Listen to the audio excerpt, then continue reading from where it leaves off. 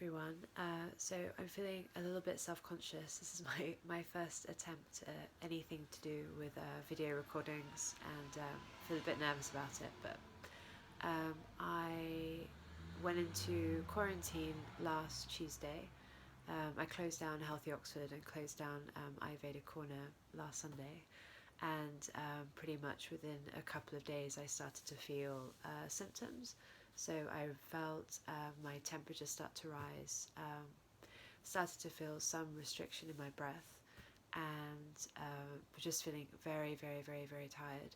It was really hard to discern because I was already quite run down. I was already quite tired. I was quite stressed by the big decisions that we had to make with the kind of lack of guidance that was around us. So I felt like I was under a lot of pressure and felt big responsibility to the people I worked with and for. And so yeah, it was easy to ignore the symptoms. And then after a few days I started to feel quite achy and a lot of pain in my body. Temperature continuing to rise. Still would have carried on working under normal circumstances, because I think that's what we're conditioned to do, to keep working through unwellness, and vulnerable health. And then I hit the next day and I couldn't move at all. I felt like I was lying in a bath of cement, and my breath was getting more and more restricted, and I'd been coughing quite a bit as well. It was quite, it was consistent, but it was definitely a dry cough. It wasn't a very hard cough, but it was just this constant, like could not quite be able to clear my throat cough that went on and on. And I wasn't sure, I still don't know for sure if it was COVID. There were no testing. I tried to call 111 and there was such a long waiting list. I tried to call my GP, we couldn't get through. So I did all the online assessments. They said it was very likely that I had it, and to self-isolate along with all the people that I live with. So I followed all the instructions, and then I started to post online how I was feeling. And then all these people started getting in touch, and my friends and friends of friends and things like that, who were also experiencing very, very similar symptoms. And so amongst us, we kind of created this just a little support network where we could check in with each other all day, each day, and just see how we were doing. And the similarities we experienced were the ebbs and flows and waves. So we'd have moments of feeling quite well, and almost like almost made us question whether we were sick or not, whether we'd made a fuss about nothing. There's a lot of tension and drama all around us right now, and it's quite easy for that to get into your system. And that felt quite scary in itself, because the uncertainty of it, and knowing that you can get tested or get support, and then but then in the extreme moments it was really bad. Most evenings were when it was worse. So when I went to bed, I would go to bed like almost quite bright, and like, oh, I'll be fine, it's all fine. And then as soon as, and even when I talk about it, I could feel my chest going. My breath would get more and more and more restricted, and I would just be really struggling to breathe consistently. So there's constant effort to breathe, and it was really scary, and it was really hard to kind of discern what was the virus, if it is the virus, and what was the uncertainty, what was the fears about the bigger context that we're in.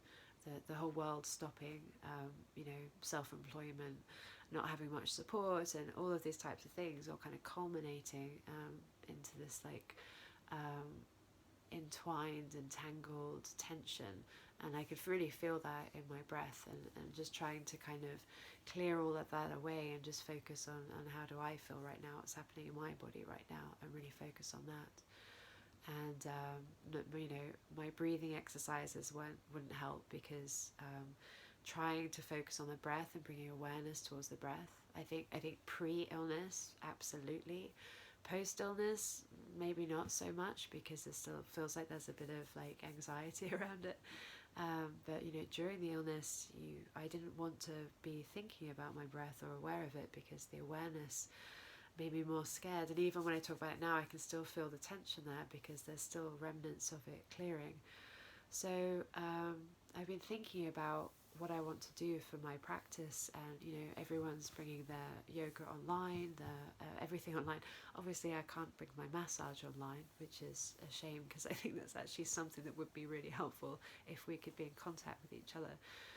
But in terms of the yoga, so I'm just going to do various recordings, I think, and start to share them and let people choose what feels better suited to them.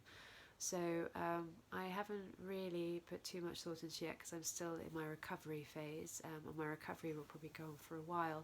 But I might just record some of my own personal practices to share because I'm just kind of tuning into what my body wants to do, and exploring what movements feel like it's kind of helpful. And as I go through the recovery phase, I'll also start to think about what offerings I can share that will be supportive or helpful. So I think Yoga Nidra would probably be very helpful. I'll do some Yoga Nidra that is around breath, and some Yoga Nidra that isn't, so that people don't have to, if you're panicking about breath, you don't want to hear about breath. Sorry. Still kind of, recovering in that way.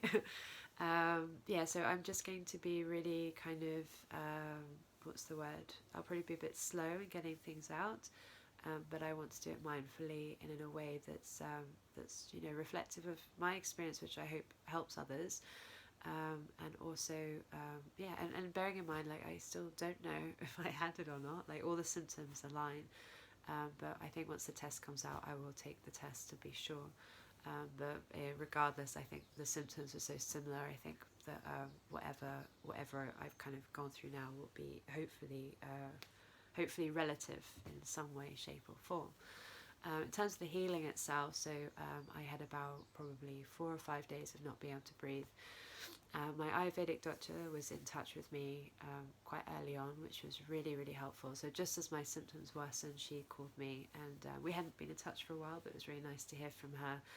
And she sent me some herbs and some instructions and recipes of things to take, and that was really helpful. I think obviously I'm an advocate of Ayurveda, and I think I really have a strong believer in its benefits to well-being and to health, and it's something that I think is undervalued in our society. But I felt that even if people were skeptical or unsure, I think at a time where there's such a lack of support, it was just really empowering to have a routine.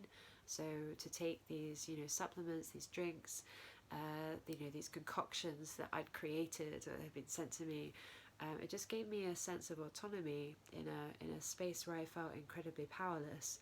So it's something I would really like to share. So I will be talking to Deepika going forwards, and seeing if there's something that we can offer and share to the community as well. If it's something that's called for. After just a couple of days of taking the herbs and the concoctions, I felt my lungs clear.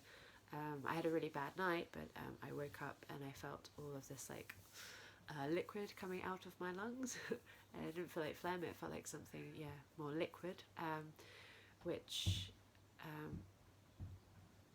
sorry, I have to let the cat in quickly.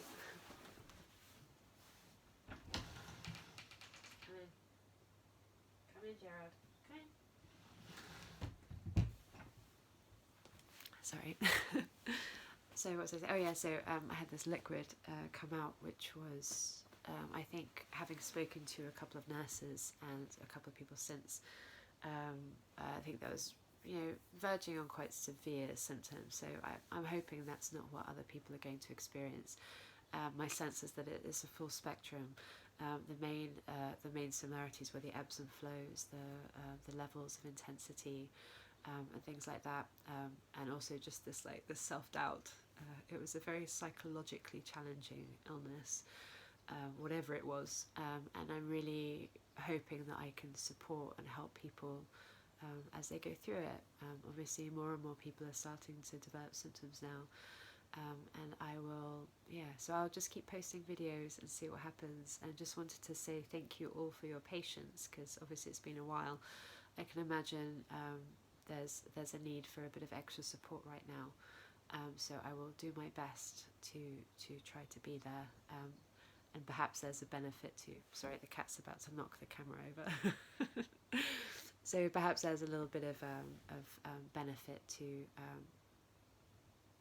sorry, Gerard, get out of the way. A benefit to having experienced this beforehand. Anyway, just want to let you know that I'm thinking of you all, sending you lots of love, and I will be in touch again soon. Okay, bye.